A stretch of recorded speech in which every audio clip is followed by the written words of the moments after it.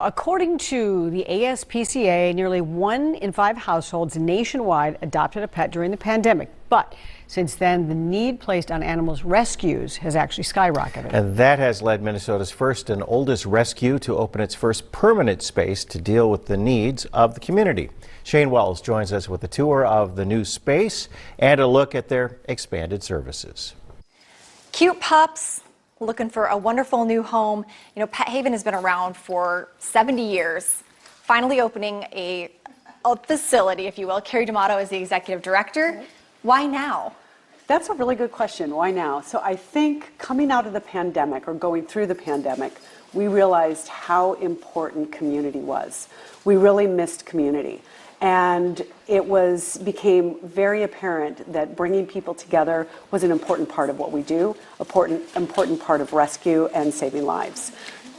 So for people who don't understand, I mean, you use foster homes. Like, animals are not going to come here and be in, you know, a kennel here. Correct. That's not the idea. Correct. What will happen here? Yeah.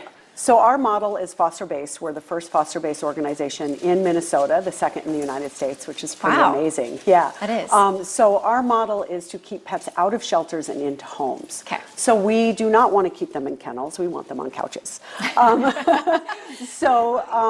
Pets do not live here. They do live with their fosters, but they do come here for adoption events. They come here for meet and greets. We do behavioral support here. We support our fosters here. We do wellness clinics here.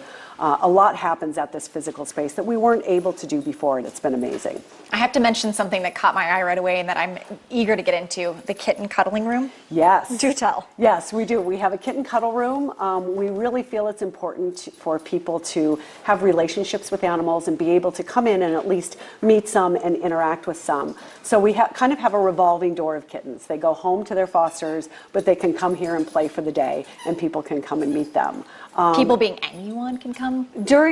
Once we have our open hours, yes, okay. People could come and meet the kittens for sure. And all the kittens that we have here today are up for adoption.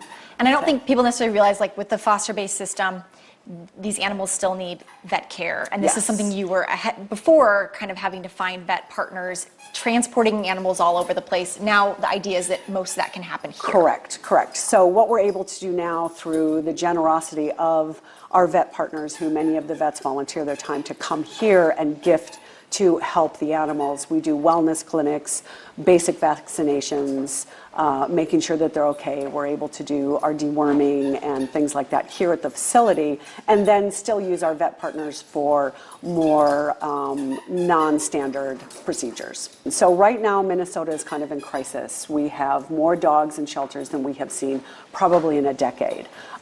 Cats too, but dogs, it's been really alarming because we have not seen this really before in about a decade. If you've been thinking about it or you're just thinking about it now, the reward is amazing. And we need fosters. We need dog fosters desperately. And of course, there are plenty of dogs that are looking for homes, like these two right here, Tank and Daisy, looking for a home. If you want to come check this spot out, they are going to be open noon to 3 on Saturday, the big grand opening. There's going to be live music, food, and of course, plenty of cute animals. Back to you.